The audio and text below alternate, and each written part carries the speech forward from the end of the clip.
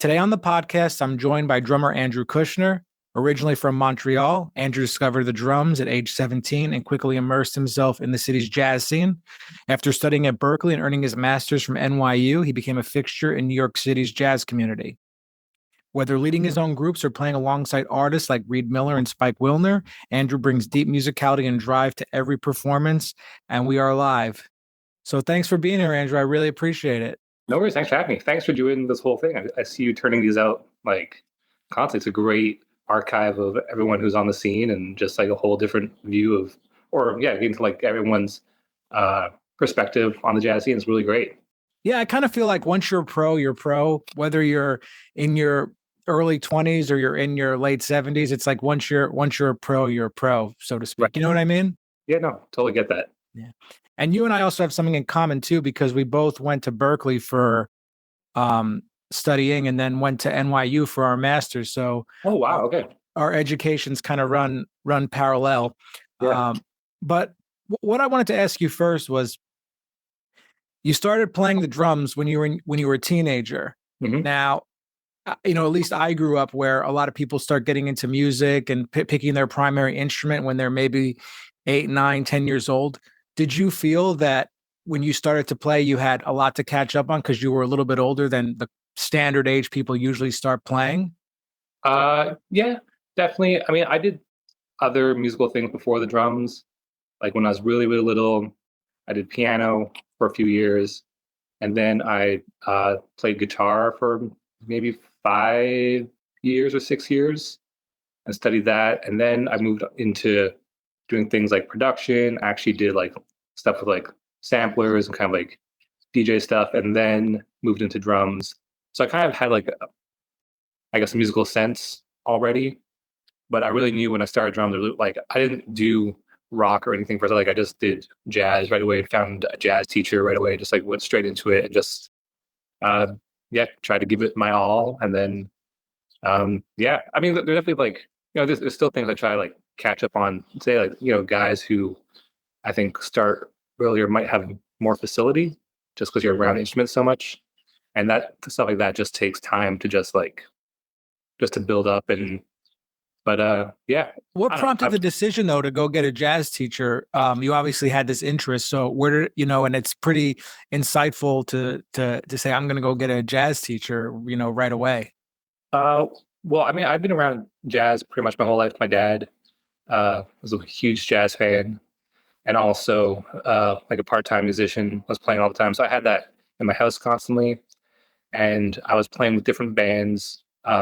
Actually, as like I was saying, like as like a DJ, and also using like sampling stuff. I played with a live band where I would like incorporate samples and things like that, and I really got drawn to the drums, interested in that.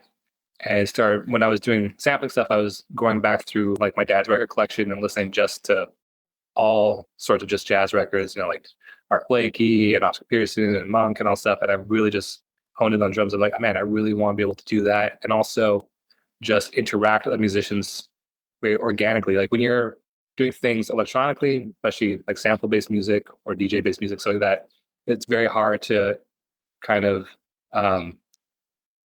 interplay organically with people because there's like it's not that easy. I really wanted to get into that, so I decided to study drums and just like really focus on jazz. I just love it so much. I just like fell so deeply in love with music, and I just had to do it. So talk to me about going to Berklee, what it was like for you. I've spoken to so many musicians, and everyone has a unique perspective on Berklee, and it's probably going to be one of the institutions that's always there for people who want to study. So that's the where you get your foot in the door. You kind of get a sneak peek into what being a professional musician is like. So what was your experience like going there? I love Berklee. I had a great experience there. I actually I did I don't know if you know, like the 5-week program. That was my first kind of like taste of Berklee. I did that for a summer when I first, and I just like loved it. I loved the classes, I loved the teachers, I loved their approach. And then after doing the 5-week program, I applied to do the undergrad and got into the undergrad. And I mean, I think people always say this, and I guess it's true for every person, but I kind of feel like the Berklee I went to is very different than the Berklee today, just by people I talk to, and it's all just the way I see the institution uh, advertising itself and also the kind of stuff that they're doing. But I was there from 2012 to 2015, and I feel especially from like 2012 to 2014, I think I kind of got like the last of the old guard of teachers. Like a lot of guys, when I was graduating, all those teachers were kind of like retiring, and not even like big name guys. People always talk about Berklee, but just like harmony teachers, like those guys who actually created the system that's used to analyze harmony that Berklee is like known for. Those guys are still around, still teaching. So I got like a taste of that, and then also the ear training guys. And I don't know, I felt like it was great. I love the teachers, I love the ensembles, learned so much about playing, had uh, great private instructors. My first couple semesters, I studied with, I don't know if you know John Hazilla. Mm-hmm. But with him, my first 2 semesters, and that was incredible. He really got me focused on like the ride cymbal and brushes. Then I moved on to Euron Israel for 1 semester, and then I moved on to Neil Smith, who I stayed with until I graduated, and did his classes and his ensembles, and that was a real great taste of like what to expect in New York. I feel like as a teacher, he was always trying to get his students who wanted to get them ready to like come to New York and be on that level. So that was very interesting. So definitely a positive experience, and the studying continued on because you went to go get a master's degree, and then you become a working musician.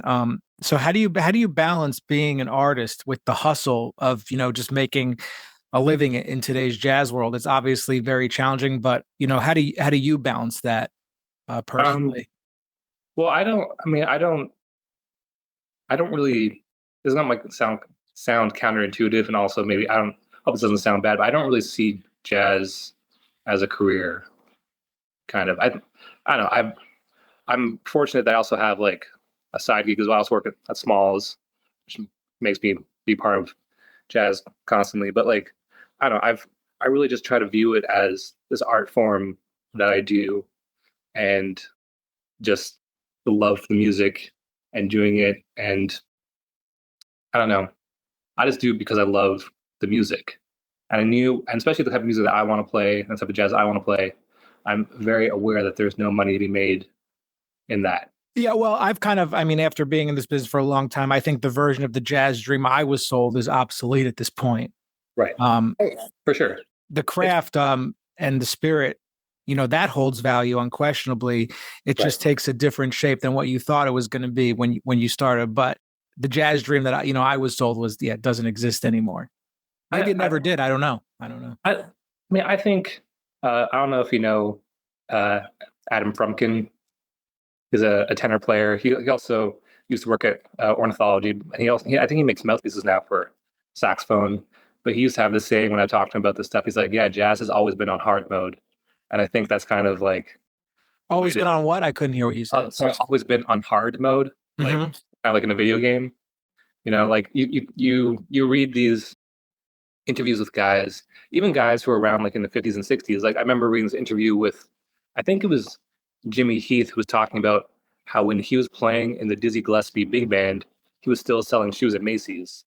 Well, I love that because, we're sold this thing that you can't be serious about jazz unless you do it full time, but you can't be serious about jazz if you can't afford groceries. Right. So I think, and everybody has, different opportunities presented to them, and also have, different ways. I don't know. I mean, everybody comes from a different place. I mean, if you're incredibly fortunate that you come from either a family or someplace that supports you financially to do this, and and there definitely are a lot of artists out here who are, whether they want to admit it or not, are being financially supported by someone else and not necessarily their music. I mean, you can either be sour about that and be like, oh man, like that's not fair, or just realize that like people have different just different opportunities, and like that's a great thing too. I mean, at the end of the day, as long as people are contributing to this art form and trying to make it better and trying to be better musicians themselves, and that's all that really matters. No, I think you're totally right. And I love how you're so honest about it, because it's almost something that, people don't want to talk about, or maybe they're embarrassed to talk about. Right. We're just kind of sold this thing, but I think talking about it just makes everything thing realer? I think that's kind of like one of the main. There's still kind of the secrecy about finances in jazz. I think that's one of like the last like really guarded things that no one really wants to talk about. No one really wants to talk about how much they're making on a gig or how much, and not that that matters, but like it's hard if you're a student who's coming into this and trying to do this as a profession, and no one is being honest with you about I mean, especially like in New York, how much you're actually going to make trying to just play, for instance, then you're going to be really kind of have a rude awakening once you like start doing it. And not to say that there's not money in playing. I mean, there are a lot of people who do make a lot of money doing it, but that's a very small fraction of the whole jazz world, you know? I mean, We're talking about less than 5%, you know? yeah, like there's only, I don't know, there's only like, you know, Brad Meldau makes a ton of cash playing. Maybe there's some other artists of that caliber as well who are like in that Herbie threshold. Hancock. Yeah, but then there's just like the jazz warriors, the everyday guys who are just like hustling and doing it. And you know, I don't know. I think that's something that if I were to design a program, or if I were to talk anywhere, I think that's an important thing, kind of like a music business thing, just to like be honest about what it is. You know, it's kind of like that whole thing where you go to school and every school tries to sell you on the fact like, oh man, you're going to go to school, you're going to get this degree, and then you're going to go teach at some university. But there are, I mean, I'm exaggerating, but there are like a million jazz schools across the US that are producing a million students every year, and there's only 5 teaching positions. So, you know. Yeah, and it's interesting. I mean, and the universities are losing their music programs. I've talked about this already a little bit, but like the music university I've taught out for years is closing their arts department. Right. Just shutting it down. So even those jobs don't exist anymore. So musicians are going to have to think about outside of teaching now. Right. So yeah, like I mean, I guess to kind of like circle back to it, like to me, I just want to try to play the best music I can play, and if that means I have to do other things to support that, that's what I'm going to do. Also, you know, I don't know if there's. I'll also do gigs. Maybe it's not. Maybe this is why I'm not making as much money as I should. But there also do gigs that don't pay as well, as long as the music is cool and the people that I'm playing with are cool. You know, Yeah. like that's kind of. I just want to do it for the music. 100. Like that's the main. For me at least, that's the main priority. And then kind of after that, everything else kind of falls second after that. Well, I also think too that for a lot of musicians, jazz is their entire identity. Right. Yeah.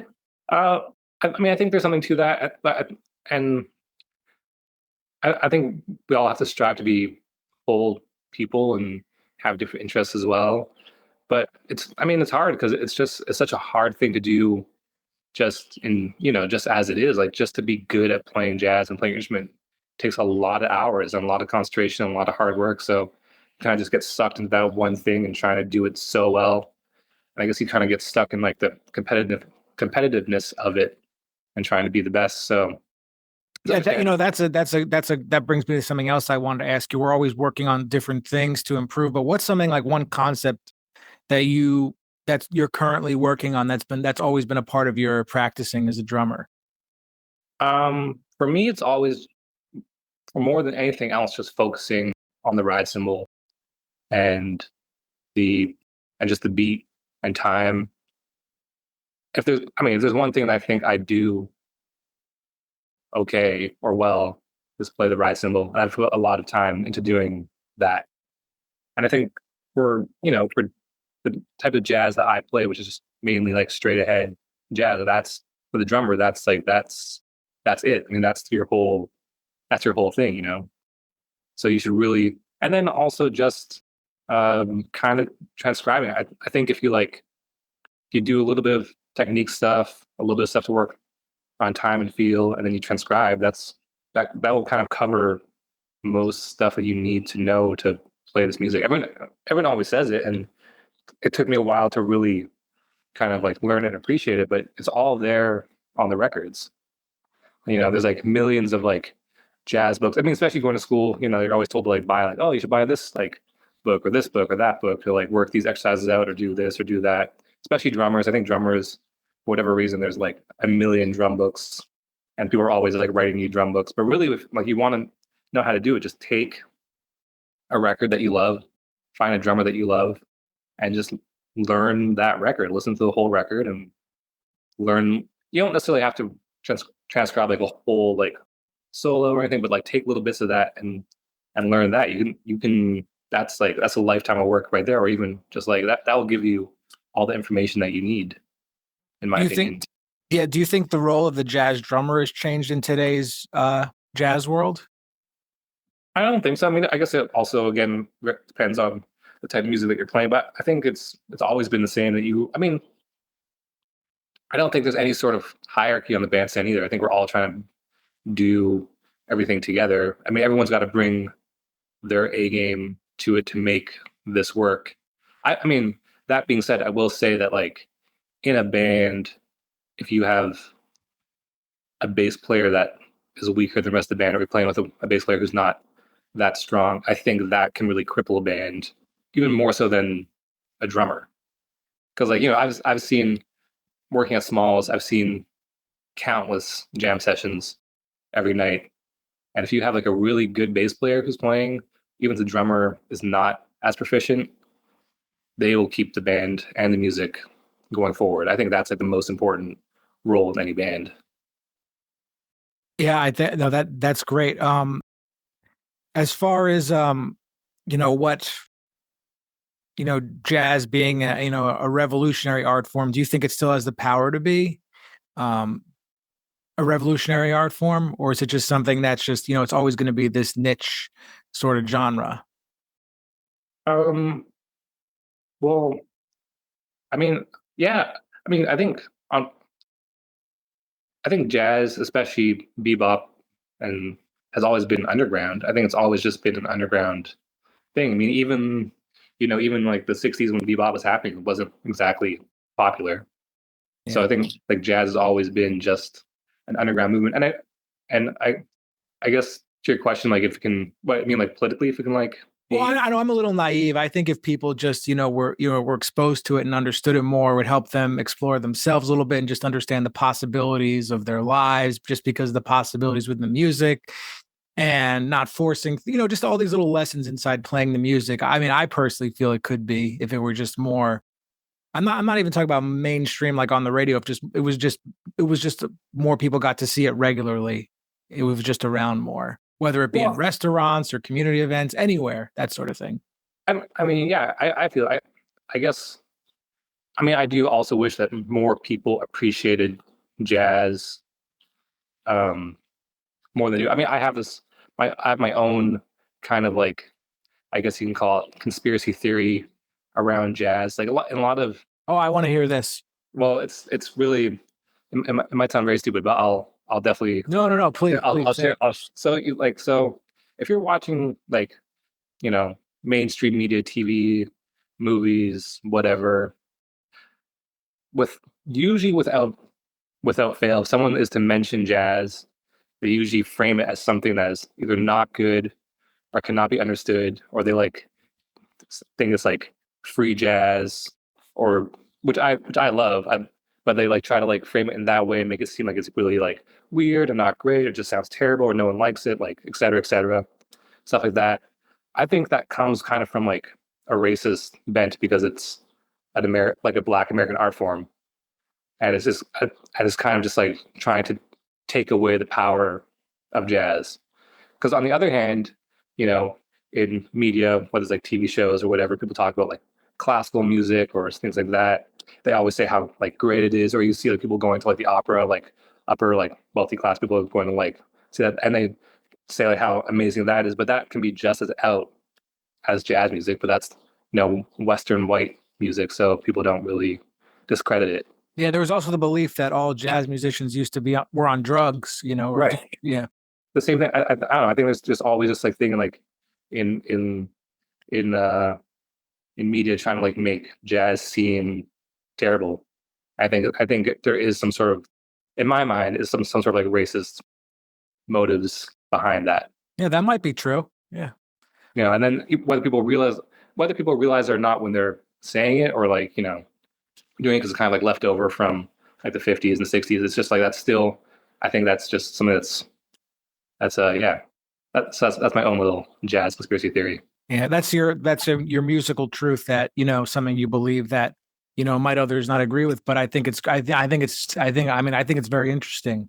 100%. So, what keeps you motivated to create in a world that, has, it's not indifferent to it, but it has that view in your opinion? Um, I think, I mean, for me at least, it's just like when people do see it and people come to see jazz, that people are very grateful to be around live music and see, especially, I think jazz is also something that you really have to experience live. Mm-hmm. There are, as musicians, we love all of these records and there's great recordings, but for someone who's not really into it, I think it's hard to get it from a record versus going to see a jazz performance live. People, and I think that's kind of like just giving to the audience and making people feel good.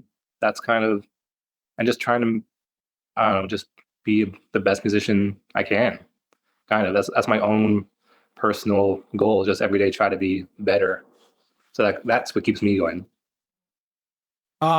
As far as, what's your approach to listening, like, on and off the bandstand, would you say?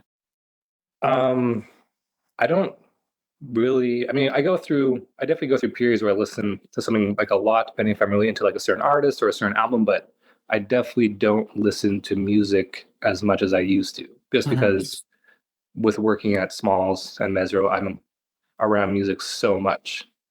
I kind of don't, when I'm at home, I very rarely listen to music. So I kind of try to give myself a rest from being around so much sound and so much music constantly.